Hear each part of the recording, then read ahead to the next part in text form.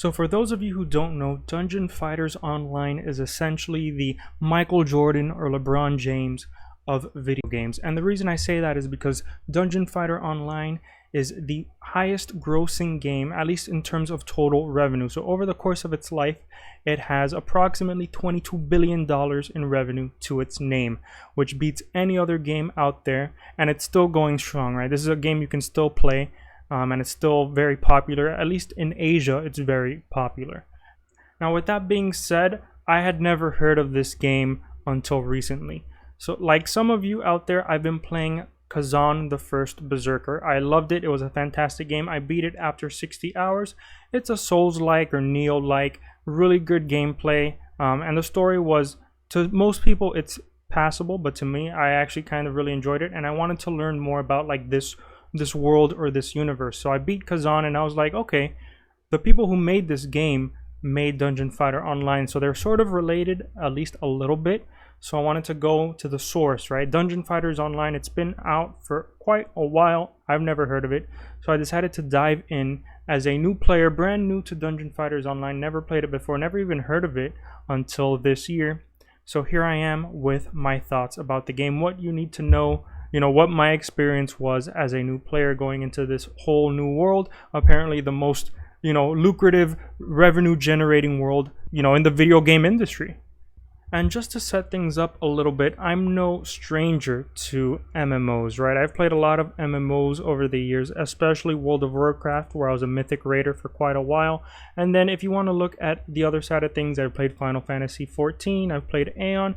I've played all of these MMOs at least a little bit over the past couple decades, so I'm not a stranger to this kind of game. DFO is a bit different though, because it's a 2D side-scrolling MMORPG beat-em-up kind of thing. So it's definitely new. I never played MapleStory, which was, at least to me at a glance, that's the only comparison. Sorry if that offends either MapleStory fans or DFO fans. It's just that the games look similar to me. They're both 2D. They're both kind of MMOs. So at least in my mind, I lumped the two together. So I dived into DFO a couple weeks ago, and my experience has been full of trials, tribulations, joys, and confusion.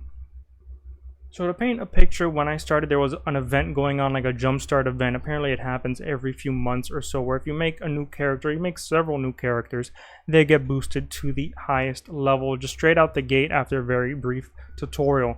There's 17 classes and 60 subclasses, because each class has like a few branching subclasses you can choose to like evolve into.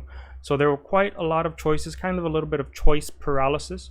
But at least for me, I chose the Demonic Lancer, and I ended up going the subclass of the Dragoon. And the reason I did that is because, well, let's be honest, Final Fantasy XIV, I was a Dragoon. I like Dragoons. I think they're freaking awesome. So why not do it in this game too? And there's so much to unpack about this game. To be honest, I don't even know where to begin. So let's just get the easy stuff out of the way. I've been playing this game for the past couple of weeks, and I can tell you, character designs are peak, right? I know it's 2D. I know that might not be everyone's cup of tea, especially since we're, in 2025 of all things. But I really think the character designs are peak.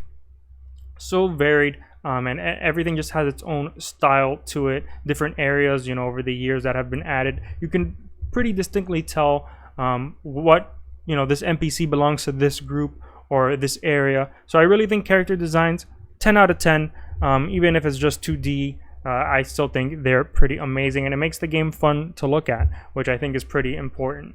Another thing to say is that having ults in this game is not a must, but it's pretty close. As close as you can get to being necessary. You should have ults, if anything, to funnel resources into your main character. So I made a few other characters as well, just because it's going to be better for my progression in the long run. Like, you have this sort of fatigue system, which is not, uncommon, right? You can look at other gachas, for example, even though this isn't necessarily a gacha. We'll talk about pay to win later, but other gachas have like this sort of resource system. Mobile games have this too, and DFO has it as well, where you have a certain number of fatigue points, and that lets you do dungeons and things like that.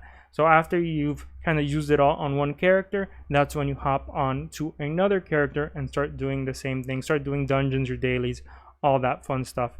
And I've always been a person who's just had his main character, and that's about it. But surprisingly, I actually enjoy having ults in this game. Not only do I get to play this game more, but there is a bit of a different play style. I mean, there is some variety too. And there's also luck, which is in every game, but let's just say that some of my characters are a lot luckier than others. Specifically, my main is the unluckiest character out of my whole lot. While I'm playing my other characters, they seem to get all the good drops and better weapons. Specifically, my archer got like the end game weapon for my other ult, but you can't transfer the like end game weapon to the other character without paying like ridiculous amounts of resources that I don't think I'm gonna have for months or even longer. So I don't really know. I am brand new to this game. I've just done like surface level like reading into things, but it looks like there's no way. I have this goated weapon, like this amazing weapon on my archer, and my archer can't use a katana obviously, but my other character can, and there's just no way to transfer it without paying like a bunch of resources that I don't even think are, you can't even buy these like for money, right? Like I just have to grind and grind, and eventually I'll get all of these. So that did kind of like take the wind out of my sails a little bit, especially since my main character, my Dragoon, is the least strong out of all of my characters so far. But I think that just comes with the territory of video games in general. I'm not trying to knock DFO for this. I just think that there should be like you know, a little bit of incentive, or at least easier ways to transfer things over to different characters. But for the most part, most things are account bound in terms of currencies and things like that. It's just that this specific weapon, I don't know if it's because it's a primeval or just because equipment in general you can't transfer in between characters, so that kind of sucked. So I've just been talking generally about the game, mostly talking about good things, right? Tons of classes, tons of subclasses. You know, it kind of looks like MapleStory to me, but once I actually played it, I actually enjoyed the gameplay. It's quite responsive, and it's just pretty to look at. Character designs also contributed to that. Character designs are peak, and having ults was initially something that kind of put me off. But with time, I was like, wait, this is kind of fun, right? I get to try all these different characters, and they get, you know, I have my lucky character, my unlucky character, and my god tier character, who, even though I just want him to like farm resources, he's getting all the great stuff. I don't know, it's kind of fun. And then another thing I want to touch on really briefly is that there was an event going on when I recorded this video, and the mini games in this event, I don't know if they're here year round or not, but these mini games were so fun. I'm not joking. I have spent hours playing this axe throwing mini game. There's no incentive to, right? Like you can do it. Typically you just throw a few axes, then you lose, you get some coins, you do it again. But for some reason I just decided to go on an axe throwing spree and just throw hundreds of axes at this target just to see how far I could go, and it was really addicting. I don't know why, right? There's so many games on the market, there's so many games I've played, and for some reason this mini game just really got me. But all the mini games were super fun. There's like lotteries too, there's blackjack, there's roulette, there's so many so much variety in these mini games. I hope they stay year round. I don't know, maybe someone can let me know in the comments, but this mini game event was peak, and there's tons of events going on in the game, at least when I was playing, and I'm still playing. So definitely jump in, because even if you're not a grinder, right, let's say you spend all your fatigue points, there's still plenty of things to do in the game, at least in the mini game realm of things. Yo, Hyperion from the future here real quick. Gotta interrupt because I sinned, right? I forgot to mention that the music in this game is top tier. I did not expect the music in this game to be as good as it is, especially like the raid and dungeon music. Like when you're fighting bosses, bro, it goes so hard. Like it's so hard for me to focus on the mechanics because I'm just digging like the guitar and the drums and the fucking bass. Anyways, back to the video. Just wanted to say that the music is top tier. So I've talked briefly about some general good things as a new player. Now I want to talk about some bad things, right? First off, this is an MMO, right? And it's been going on for years and years. So whenever you hop into an MMO, as I have, right? You know, MMOs have been existing. They've had expansions over time, and they've increased level caps, whatever. Anytime you jump into an MMO, you have to be ready to be confused, right? There is no game out there on the market, trust me, I've played a lot, there's no game that has this perfect new player experience where you emerge knowing everything, right? And DFO is probably, you know, one of the worst ones when it comes to this.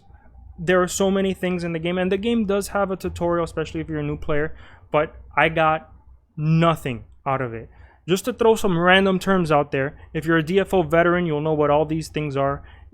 But chances are, if you're a new player like me, you have no clue, right? So let's just rattle them off. We got fame, we have insignias, we have gems, set points, armor. Duh, we know what armor is. You can probably piece it together, but there's a ton of things within armor that just equipment conversion, tuning, promotion, transcendence, equipment simulator, fusion stones, disassembling things, reinforcing things, amplifying, refining things. Those three are different, by the way. Reinforcing, amplifying, and refining, completely different things.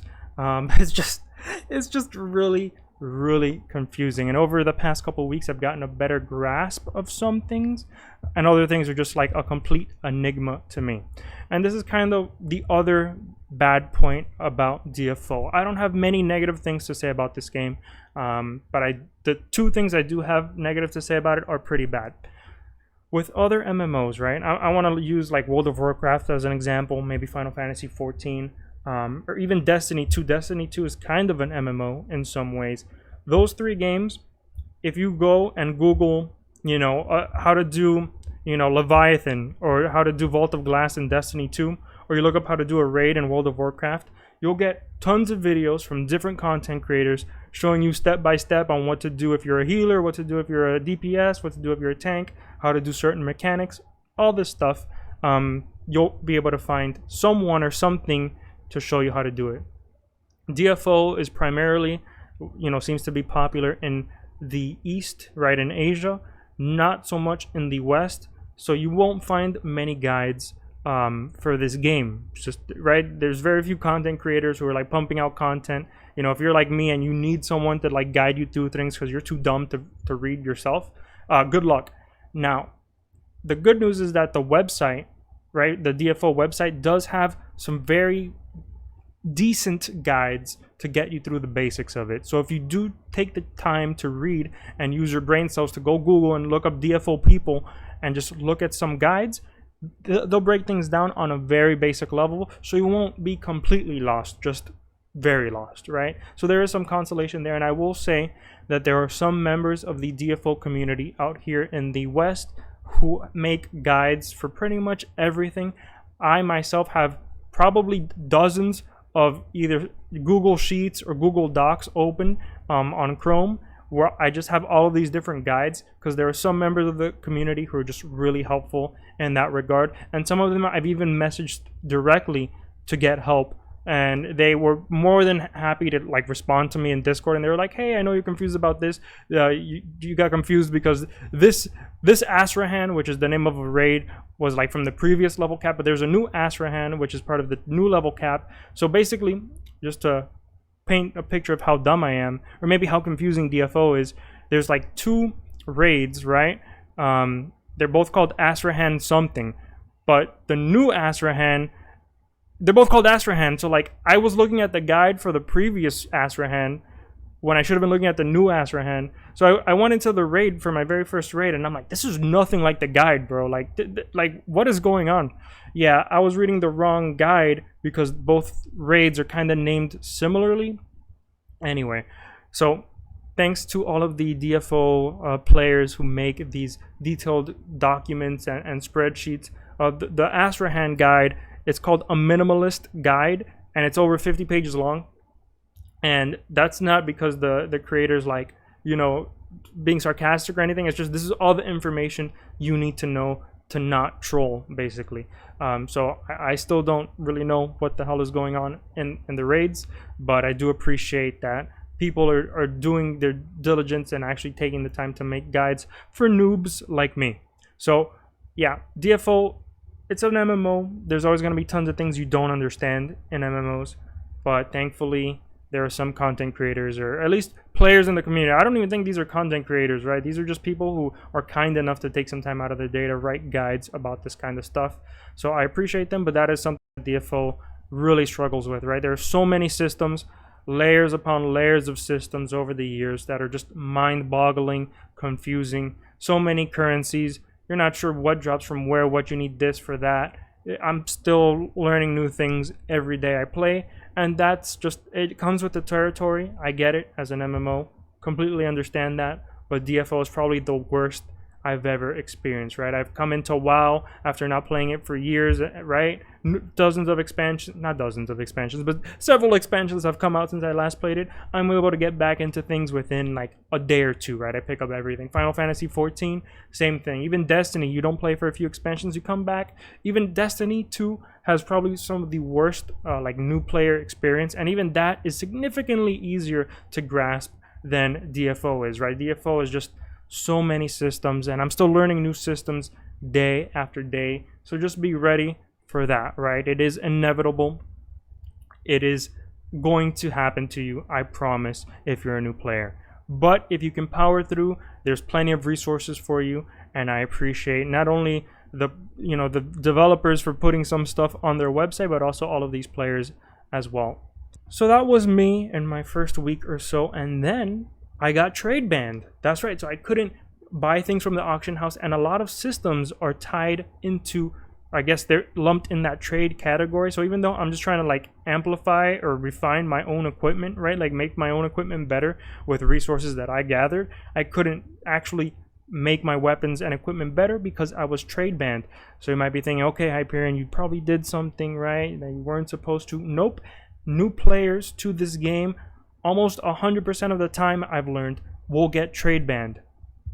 It just happens because, you know, there's been a history of bots in the game or new accounts. So the developers just kind of indiscriminately trade ban people. And if that happens to you, like it happened to me, you're going to keep running your dungeons, things like that, and you're going to start getting a ton of loot. And then your inventories will be full and you won't be able to get anything else because you can't sell things, you can't disassemble things. So I'm just letting you know, if you're a new player, right, if you like what you see or you like what I'm telling you and you're like, yeah, I want to try this game, you will get trade banned. And it's going to happen. You got to make a ticket and you got to explain, hey, I'm a new player, I got trade banned. They won't tell you that they did it, right? They'll just be like, oh, you have some software running in the background or something. But eventually you will get untrade banned. Happened to me, it's happened to tons of people. You know, even if you're not doing anything nefarious, I think it's a knock on the game and the developers, but I kind of understand it. I don't know anything about being a game dev or, you know, wrangling bots, but I think it's a sucky experience, especially if you're a new player. You just get trade banned and you can't do like half the things in the game. I think that definitely needs to be addressed because I had my inventory full. I couldn't do anything, right? My storage was full, inventory was full, and this is going to happen to new players pretty much, you know, consistently. So I think that definitely needs to be addressed. And then finally, we should talk about probably the good stuff, right? We always talk about the end game when it comes to MMOs because that's really the end goal for a lot of them. And obviously in DFO, I'm nowhere near the end game. I still don't even have a basic grasp of most of the, you know, higher level systems in the game. But I will say I've done quite a few dungeons. And I've done a few raids as well, at least Azrahan, the new Azrahan, right? The current end game, or at least one of the end game raids, it appears to be. And I have to say that I enjoyed it a lot, even though I got carried, even though I didn't know what was going on half the time. I still enjoyed using my abilities. And some of it, like, you don't need a guide, right? If you see a red circle on the ground, you know you need to dodge it, right? Like, this is not anything game breaking, right? This is not anything like, wow, this is so extreme, like you need to be Einstein to understand it. Just dodge, right? So for those mechanics, I really enjoyed it. And then of course I had one of those millions of guides in the background, so I knew what the bosses did, sort of. Some have different, you know, every boss has like their own mechanics, and like, okay, you have a gauge for this boss, and then you have to, like, you know, you play dice with this other boss. It's really a lot. And it's deserving of its own video. Even Azrahan itself, like this singular raid, could probably be like an hour or 2 hour long video. Just for this video, I want to tell you that I enjoyed it. I think it's fun. Character designs are great. People in the community have been very helpful as well. And even though I just had no idea what I was doing, I was just pressing my abilities, no one decided to flame me. No one said, like, wow, you're complete trash. Everybody was just pretty happy, at least in the chat. So I really enjoyed that. Raid was really fun. Character designs are peak, guys. Like, it's just every boss is unique. Every boss looks cool, and some of these mechanics are pretty interesting. Now, I've played World of Warcraft a lot. I've played Destiny 2 a lot.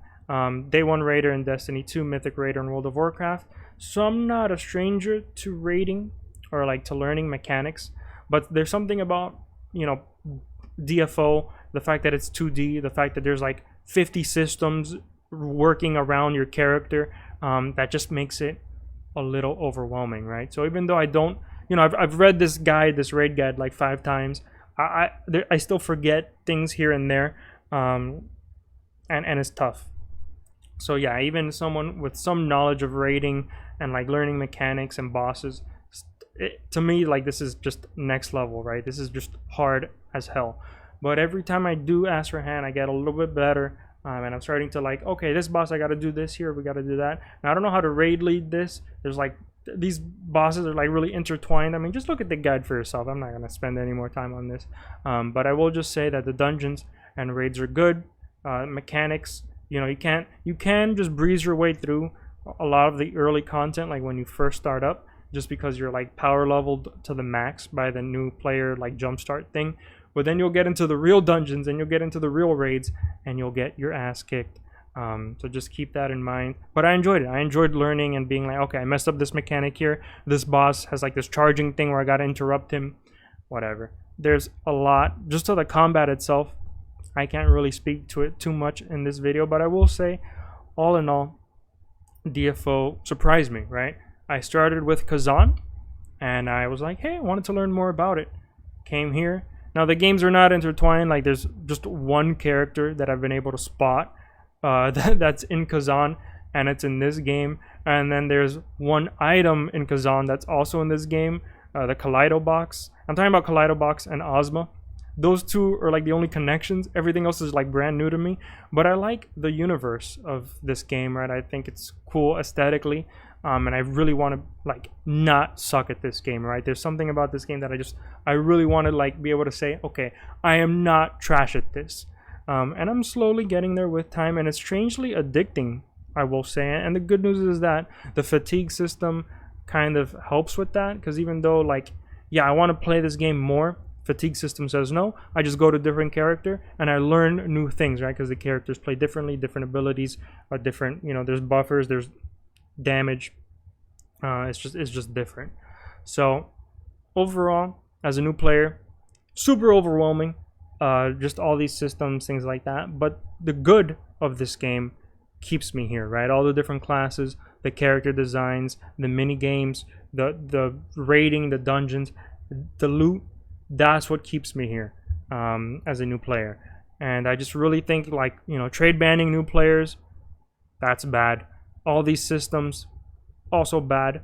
But it's kind of counteracted by the guides that the community makes and that the actual you know, developers have on their website. So you can kind of get a basic grasp of things if you take the time to read and learn, which I definitely think you should. If not, you're going to be lost and you're going to be basically losing progress because you're doing things that are not optimal.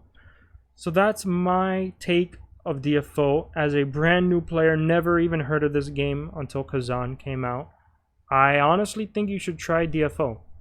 I haven't spoken too much to the pay to win side of things. I've seen people say that this game is pay to win. Other people saying that, yeah, you can pay to win, but you still won't compare to the whales over like in Asia and things like that. So really, I don't know too much about how pay to win this game is, but I do know you can pay to get ahead. I don't know if it's pay to win necessarily, but you definitely, there is a cash shop. You can spend money. I spent money on this game because I had money in my Steam wallet, but there's a cap, right? Even if you're a new player, you can't just spend hundreds of dollars.